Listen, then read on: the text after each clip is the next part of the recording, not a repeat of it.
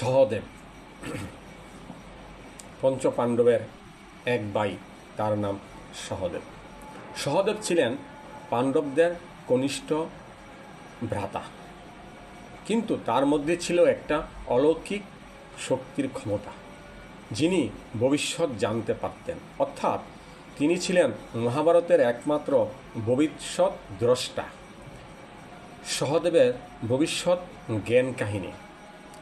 জনশ্রুতি অনুসারে যখন সহদেব ছোট ছিলেন, তখন এক জ্যোতিষীর মৃত দেহে থাকা মস্তিষ্ক খেয়ে ফেলেন অজ্ঞানে। সেই কারণেই তিনি অতীন্দ্রিয় ভবিষ্যতের জ্ঞান অর্জন করেন।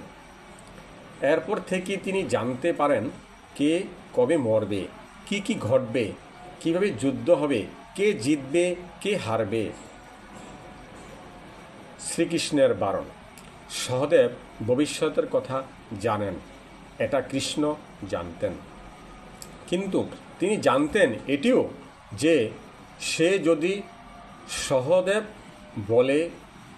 বলে দেয়, তাহলে মহাভারতের যে লীলা, সে পথ সেটা আর হবে না।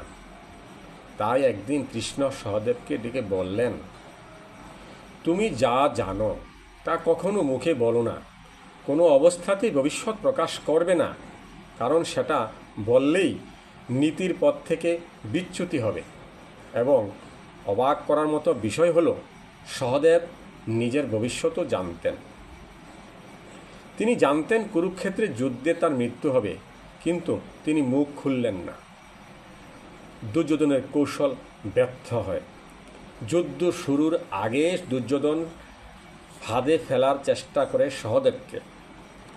একদিন বললেন, তুমি তো ভবিষ্যৎ জানো, বলো কি করলে আমরা জিততে পারি।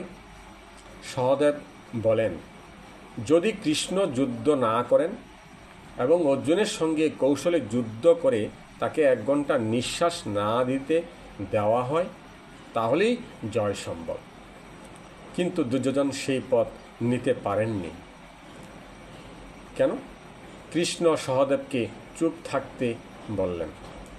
শ্রীকৃষ্ণ জানতেন যে মহাভারতের প্রতিটি মুহূর্তে একটা মহাপরিকল্পনা অংশ, যেখানে নীতি ও ধর্মের পরীক্ষিত হবে, মানুষ কর্মফল বুঝবে এবং যুদ্ধ, দুঃখ, বিশ্বাসঘাতকতা সব সত্ত্বেও শেষ পর্যন্ত ধর্ম জয়ী হবে।